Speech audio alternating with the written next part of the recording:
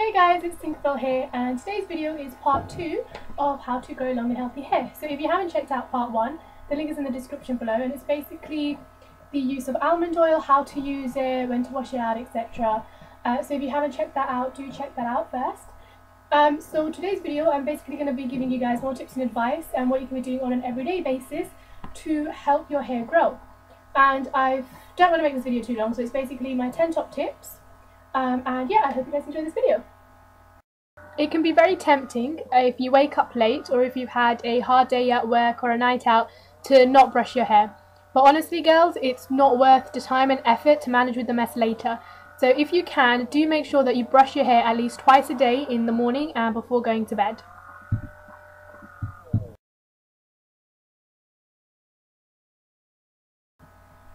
The less products you use, the less damage you do. Very, very easy.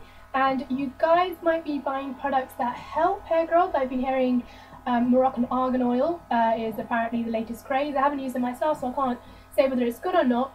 But make sure you do read reviews and ask about opinions before just listening to an advert that says, oh, how this product will make your hair grow in 5 days or whatever. Don't believe those adverts. Go check it out for yourself. And if you do believe it's beneficial, then use it.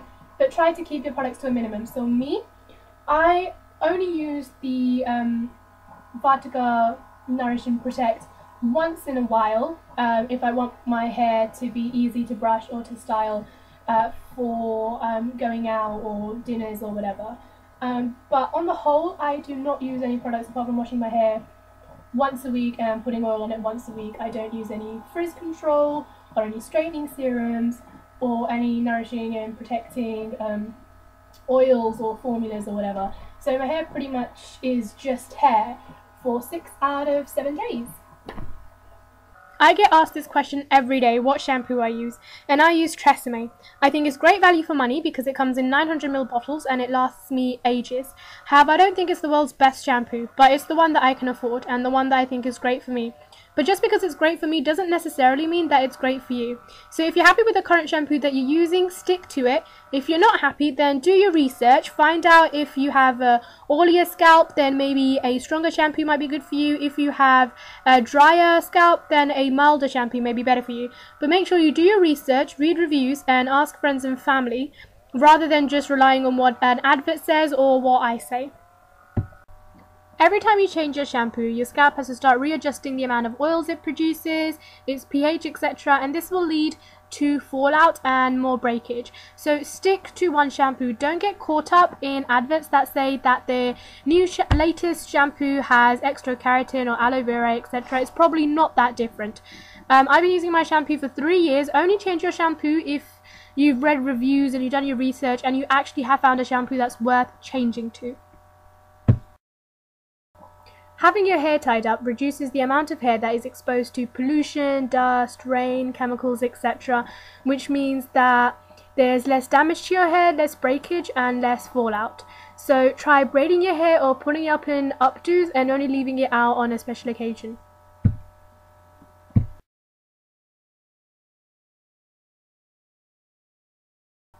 Okay, so going back to my previous point of tying your hair up reduces the surface area to damage. When you go to sleep, although you're not exposed to as many damaging things, you are moving about in your bed and there's friction. And friction will create tangles and it will produce heat, etc., which can damage your hair. So if your hair is tied up, same thing. There's going to be less tangles and there's going to be less friction and it'll be easier to brush in the morning.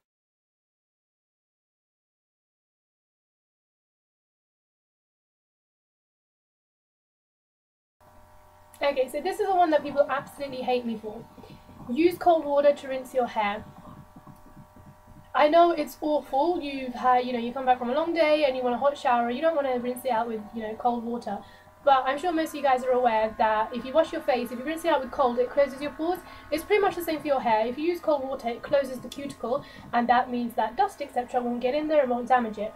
If you really don't want to wash your hair out with cold water, then what you can do is fill up a sink or fill up a bowl. It doesn't have to be freezing, just cold water, and then just sort of like dip your hair in and out of that if you really don't want to pour cold water on yourself. But yeah, that's my number one tip as well, along with the almond oil use, is to rinse your hair out with cold water.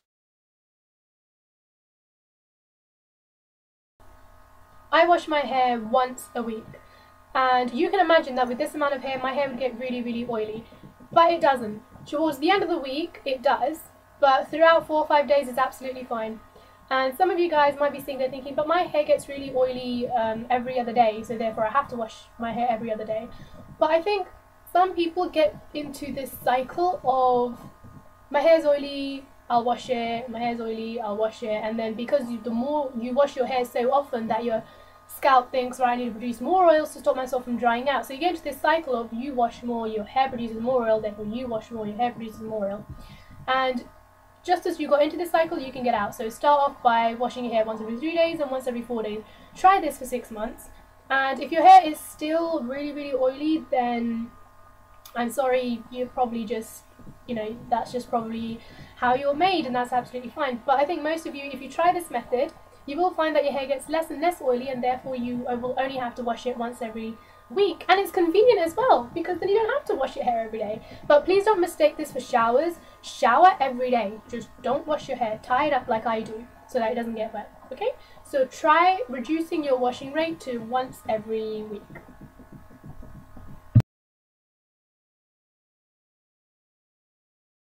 I have only used a brush a couple of times in my life, and I don't like them. I think instead of I think it's really hard to take tangles out with a brush, because there's about 4 rows of bristles, and the tangles just get even more tangled up in the bristles. So I've always used a comb. I think they're much easier to use, and there's less friction on your hair, so I think there's less breakage as well. And try making sure you use a wide tooth comb, that's it, a wide tooth comb as well, because I think that they're a lot better as well in terms of less breakage, getting tangles out, and being less painful as well.